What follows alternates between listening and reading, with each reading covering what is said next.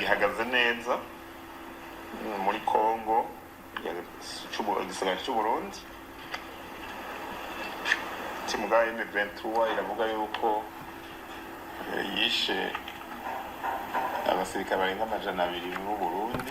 Uyu ni Gaspard Baratuza, porte parole wa FDNB, akaba agaragaza ibiri kugenda bibera mu buseruko bwa leta yaranira intwaro rusange ya Kongo nagezwe kuri uyu munsi wa gatatu w'indwi kwigenekerezo rya 17 Kigarama 2025 over neza kuri mu bibogobogo bibaye ibindi nyuma yuko abakomando kabo ariwe ba FDNB bamaze gusesekara mu misozi itandukanye ikicishangaha bikaba byateje urujijo. Turababwira situation ikomeye iri mu nkengero zo mu gace Kandondo muri Minembwe aho bitangazwa ndetse bikanemezwa ko abasirikare benshi b'u Burundi bakomeje guteza ndetse no kugenda bagaragaza ko hari ikibazanye kidasanzwe. Turaza kandi kubabwira uburyo ku mugoroba mu bibogobogo mu masaha y'umugoroba aribwo aba FDNB benshi bagaragaye muri ibi bice, bakaba rero baherutse kandi kuba bakiyunga ku bandi bari mu bice bya Baraka. Abakaba rero bari baragiye bava mu ndondo bongeye kwisuganya hano mu bibogobogo nk'uko bigaragara. Amakuru aragaragaza kandi aravuga ibijyanye na Gumini yobowe na Muniga Ntama n'abafureko aho bivugwa ko kuri ubu nabo baba bazamutse bava Baraka. Bigiye kugenda gute? Turaza kureba ibiri kugenda biba. Roko informa ziri muri ibi bice ziragira ziti ubwoba butumereye nabi, ibyo turi kubona hano ntabwo bisanzwe. Abasirikare benshi Burundi baje kuva ku mugoroba kugeza ubu birunze neza hano mu bibogobogo, ubwoba ni bwinshi. Ni mu gihe kandi bamwe mu bakurikiranira hafi biri kugenda biba bavuga ko kuri ubu bagiye gutangira izindi operasiyo zikomeye. Roko informa ziri mu bice bitandukanye bya Uvira ziravuga ko kandi kuri ubu ngubu naho hakomeje kugenda hasatirwa n'abamaneko ba FDNB na FRDC mu buryo budasanzwe. Ni mu gihe Roko informa ziri mu gace ka Rwitsankuku zigaragaza ko ibitero by'indege bimaze iminsi byibasira abaturage kuri ubu 23 ndetse na twirwaneho batangiye gushaka igisubizo kuri bibiri kugenda biba. Umwe mubo muri twirwaneho intano undercover yacu yagize ati nibyo koko indege zimaze iminsi zikora amarorerwa mu bice bitandukanye bya Rwitsankuku. Kuri ubu twatangiye kuvugutira umuti iki kibazo, mu minsi mike ntabwo muzongera kumva indege zigaragara muri iki gice. Ni mu gihe kandi turi buze kubabwira ibiri kugaragara mu bice bya Poezero aho Roko informa zacu ziri muri ibice zitugaragariza ibiri komeje kugenda bigaragara ibijyanye n'urujya n'uruza rw'abarwanyi. Turaza kandi no kureba ibindi bijyanye n'ibiri kugenda bitangazwa bibera mu bice bitandukanye. Imirwano ikaze ikaba rero yongeye kubura mu bice bya Rwitsankuku ndetse amasasu yatumye twirwanaho na M23 bakomeza kugenda bahindura uburyo bw'imirwanire.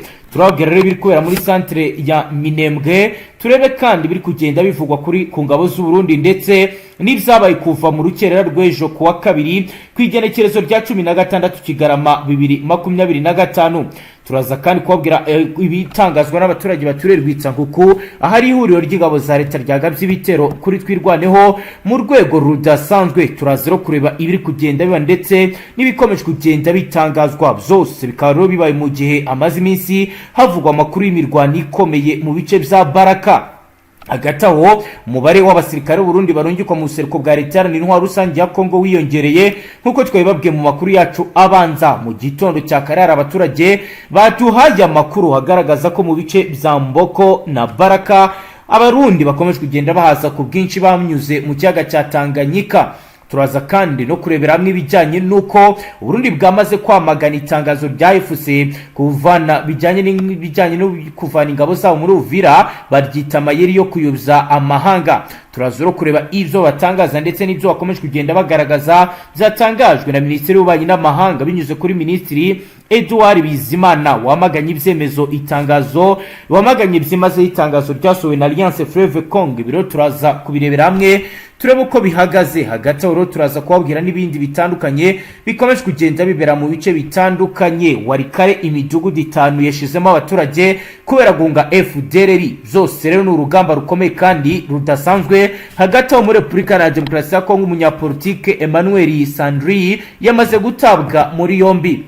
mu mahanga. General Ken Rugaba Muhozi umaze igihe atagaragara ku mbuga ngurukana bumenyi cyangwa se ku mihanda yaburiye abashaka guteza akavuyo mu matora ya perezida w'umukuru w'igihugu cya Uganda. Ni muziro banywanyi turamburane hamwe izi page zikomeza ibikomeje kugenda biba ndetse n'ibikomeje kugenda bigaragara muri aka karere. Baratuza waragira ati abasirikare barenga 200 mu Burundi niho nagomba guhagararira nahahagarariye nanjye reka mpite ntangira inkuru yanjye mu buryo buramvuye tubabwire noneho uko bihagaze ku kibuga cy'imirwano byifashe gute ku mirongo y'imbere y'urugamba. Ni igiki gikomeje kugenda kiba. Amakuru haragaragaza ndetse aravuga ko kuri ubu FDNB ikomeje gukora deployment ku rwego rudasanzwe. Ingabo z'u Burundi zasubiye mu bibogobogo biteza urujijo abaturage ba Fizi mu bwoba bukomeye. N'amakuru yize bari guturuka kuri front line yaba muri internal undercovers zacu ziri muri FARDC ndetse na internal undercovers ziri muri twirwaneho ziratubwira ko muri Fizi mu ntara y'Kivu y'Amajyepfo kuri ubu ku mugoroba w'ejo kwa kabiri ku igenekerezo rya 16 Kigarama 2025 hageze ingabo nyinshi z'u Burundi nyuma yo kuva Ibaraka aho zari zerutse guhungira imirwano ikomeye zahuriyemo n'umutwe wa twirwaneho mu gice cya Ndondo mu nkengero za Minembwe. Ni mugerero internal informers ziri mu bice bya Minembwe zatubwiye ko izi ngabo z'u Burundi zongeye kwinjira mu bibogobogo mu masaha y'umugoroba zinyuze mu nzira zisanzwe zikoreshwa. Umwe mu baduhaye amakuru local informers wacu uri mu bice yagize ati nibyo ingabo z'u Burundi zari zerutse kumanuka Ibaraka zihunga imirwano ya Ndondo nanone zongeye kugaruka hano mu bibogobogo kuri uyu mugoroba. Akaba rero ari local informers wacu uri muri bice waduhaye amakuru. Ni mugerero aya makuru akomeza avuga ko izi ngabo zitari zonyine kuko ziherekejwe n'abarwanye mu mutwe wa Gumino uyobowe na Muniga-Ntama n'abafureko aho bivugwa ko nabo baba bazamutse bava Ibaraka. Internal informers wacu uri muri bice yagize ati nibyo koko ntabwo baje bonyine baje baherekejwe n'ababagome bo kwa Muniga-Ntama ndetse n'abafureko. Kuri ubu biravugwa ko baba bari kugenda baturuka Ibaraka aho rero naho bari bamaze iminsi bahungiye ntabwo tuzi igikurikiraho. Ni roko informa wacu uri muri bice ni mu gihe rero uku gusubira mu bibogobogo kw'ingabo z'u Burundi n'impande bafatanya byateye impungenge zikomeye abaturage bahatuye bibaza ko iyi myitwarire ishobora kuba igiye gusubiza inyuma ndetse igiye gusubiza aka gace mu ntambara mu gihe rero kari kamaze igihe gito karimo ituze rigereranyije. Tubabwire ko rero mu mpera z'indwi heze ingabo nyinshi z'u Burundi zahunze imirwano ikomeye yo ku Ndondo aho umutwe wa twirwaneho waje kwigarurira iki gice cyose. Izo ngabo zahunze zinyura mu bibogobogo zigana Ibaraka aho zari zagiye gushakira umutekano by'agateganyo. Si ku Ndondo gusa izi ngabo zahunze kuko rero hari andi makuru agaragaza ko izi ngabo z'u Burundi zavuye mu bice bitandukanye mu nkengero za Minembwe nyuma yo gutsindwa imirwano yabaye. Biro bikaba bibaye kuri uyu wa kabiri bikaba rero hiriwe humvikana imirwano ikomeye Rwitsankuku yahuje umutwe wa kwirwaneho n'ingabo z'u Burundi FDLR n'imitwe wa Wazalendo. Amakuru ari guturuka muri aka gace aravuga ko twirwaneho ikomeje kurusha imbaraga uruhande rwa leta ikanayisubiza inyuma. Ibintu bikomeje gutuma ingabo z'u Burundi zihunga ziva mu bice bya Poezero zigana bibogobogo ndetse no mu mujyi wa Baraka. Imibereho ikomeje gushyira abaturage mu kaga. Umutekano w'abaturage ba Kivu y'Amajyepfo ukomeje kumera nabi. Umwe yagize ati yego birumvikana iyo turi mu mirwano ubuzima burahagarara. Kuri ubu icyo twe duharanira nuko amahoro yagaruka. Ivyo biganiro bivugwa bigatanga icyizere kuko twarategereje turaheba. Amahoro akomeje kuba ikibazo gikomeye. Hagati rero imirwano ikomeye iri kuvugwa mu gice cya Rwitsankuku agace gaherereye mu misozi y'Umurenge hafi ya centre ya Minembwe mu ntara ya Kivu y'Amajyepfo. Umutwe wa twirwaneho uri guhangana bikomeye n'ihuriro n'ubu iyi mirwano irakomeje kuri uyu munsi aho amakuru ari guturuka muri aka gace yemeza ko imirwano yatangiye ku isaha ya 12 z'urukererejo ndetse kuri ubu ikaba yakomeje ikaba ari ifata indi ntera ikomeye kuri uyu munsi nkuko rero bikomeje kugenda bigaragara. Abaturage birwitsankuku baravuga ko ihuriro ry'ingabo za leta ya Kongo ryagabye igitero naho twirwaneho ikirwanaho mu rwego rwo kwirinda ko birindiro byayo zakigarurirwa n'uyu mutwe. Bemeza ko rero kuva mu gitondo cya kare kugeza n'aya masaha hacyumvikana imbunda ziremereye n'izoroheje bikaba bigaragaza ihungabana ry'umutekano muri bice. bamwe mu batanze amakuru baganiriye n'itangazamakuru nubwo imirwano ikomeje baravuga ko uruhande rw'ingabo za leta ruri gusubira inyuma, aho bivuga ko bamwe barwanyi bari guhunga berekeza kuwezera abandi bagana bibogobogo nk'uko ro bikomeje kugenda bigaragara kandi biba. Iyi mirwano ikaba ibaye mu gihe twirwaneho aherutse gufata ibyemezo mu gace ka Ndondo muri grupoma ya Bijombo, anagarura ibirindiro byayo mu misozi y'umurenge aho bamaze iminsi bagenda biyegereranya, barimo bakaba rero benshi baragiye banafata ibice byegereye Mikarati, Kigazura, nyamara n'utundi duce dutandukanye naho umutekano urahungabana. Uko ibintu bikomeje kugenda umutekano w'aka gace ukomeje kuba muke mu gihe abaturage bakomeje kugaragaza impungenge z'ingaruka z'imirwano ku buzima bwabo bwa buri munsi, bategereje kureba icyerekezo cy'iki kibazo kiri kurushaho kugenda gikomera umunsi ku munsi nk'uko babigaragaza. Bagasaba kandi bakagaragaza ko bakeneye amahoro n'umutekano mu buryo ubwo ari bwo bwose ndetse ku kiguzi icyo ari cyo cyose, kuko babona ko ibintu bikomeje kugenda biba bibi cyane, bikomeje kugenda bisamba. Mu yandi makuru dufite rero reka tubabwire ko Uburundi bwamaganye bikomeye itangazo ryasohowe na M23.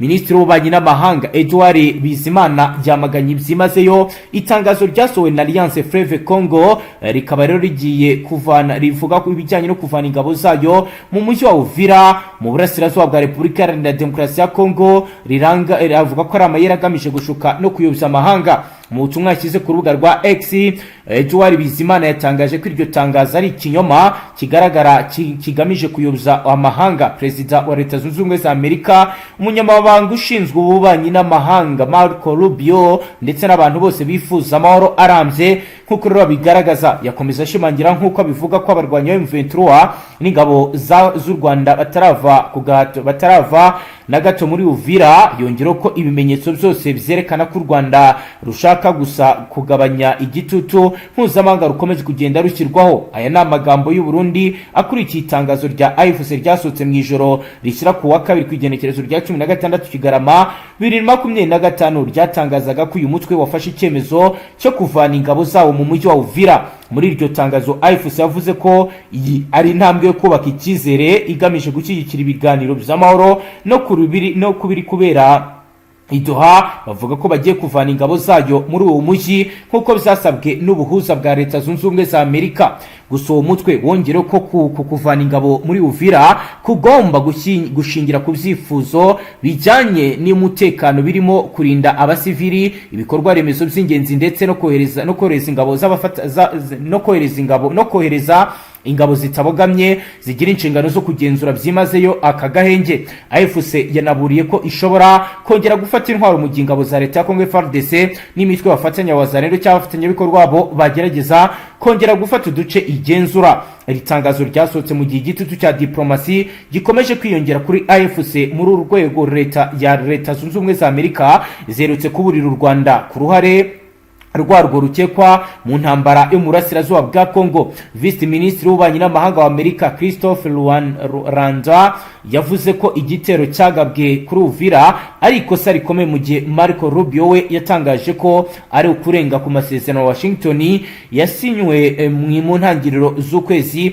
hagati ya leta ya Kinshasa ndetse na leta ya Kigali yaragamije gusubiza agahenge karambye muri ibi bice. Ku rundi ruhande umutekano muke muri Uvira ukomeje guteza impungenge no kongera umwuka mubi hagati y'ibihugu byo mu karere k'ibiyaga bigari. Mbere yo kwitangazo rya FUC rijya hanze, Burundi bwari bwamaze gushinja u Rwanda kurasa ku butaka bwabwo mu nama idasanzwe yahariwe ibibazo by'intambara yo mu burasirazuba bwa Congo yabereye mu muryango w'abibumbye. Ambasaderi w'u Burundi muri Loni Zerafi Maniratanga yatangaje ko kwigenekerezo rya 4 z'ukwezi kwa 12 2025 ibisasu byaturutse ku butaka bw'u Rwanda byaguye muri komine Cibitoki bikomeretsa umugore n'umwana. Yaburiye ko kwihangana ku Burundi ati gufitaho kugera. Anavuga ko guverinoma ya Bujumbura ifite uburenganzira bwo kwirwanaho mu buryo bwemewe n'amategeko hashingiwe ku ngingo ya 51 y'amasezerano NON mu gihe habayeho ibindi bitero. Ifatwa rya Uvira na AFC ryongeye impungenge z'uko intambara yakwaguka mu karere k'ibiyaga bigari, cyane cyane hashize iminsi mike hasinywa amasezerano ya Washington yaragamije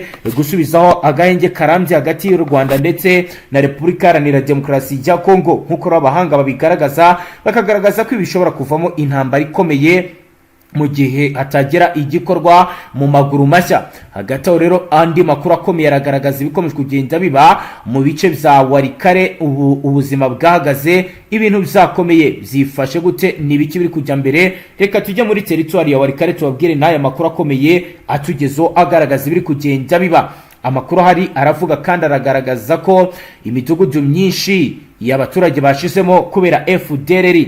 Umujyi witwa Busurungi, umurwa mukuru wa groupement ya Wali yo Rwanda, muri territoire ya Warikare uherereye muri Kivu y'Amajyaruguru, ku wa mbere ukaba rero warakiriye ingo nyinshi zahunze ziva mu midugudu 5 zihunga ibitero bya FDLR nyuma yo kwizonyesha bazitwitse umudugudu witwa Tuonane wose urashyura kongoka. Zikaba rero kandi kuri ubu zaragiye zigaragaza izi FDLR ko zikomeje n'ibikorwa by'ubugizi bwa nabi.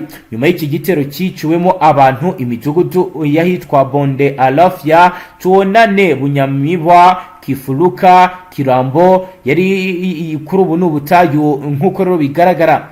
Abaturage bayo berekeje ahitwa Busurungi kugira ngo babone umutekano kuko babonaga ko ibintu byamaze kuba bibi cyane. Umubare wa nyabo w'ingo zahunze ayo makimbirane nturamenyekana kuko kubara bitarakorwa nk'uko ibinyamakuru biri muri Repubulika ya Demokarasi ya Kongo bibigaragaza, ariko bikavuga ko ari ubwicanyi buteye ubwoba. Abantu bavanwe mu byabo vuba biyongeye ku zindi ngo zirenga 2,000 zo muri Masisi na Karehe muri Kivu y'Amajyepfo bamaze igihe kinini bari mu buhungiro bitewe n'ibikorwa by'ubugizi bwa nabi biri kuba.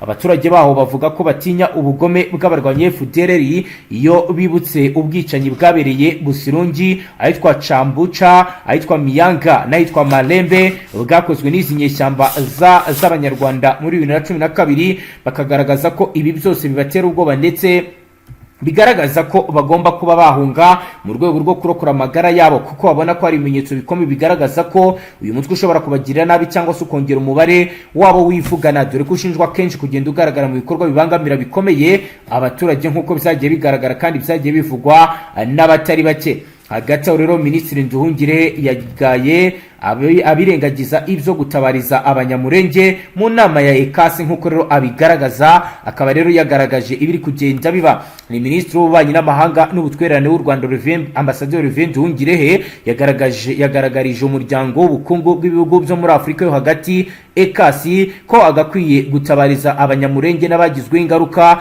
no kubuzwa ubwinyagamburiro n'ingabo z'Abarundi.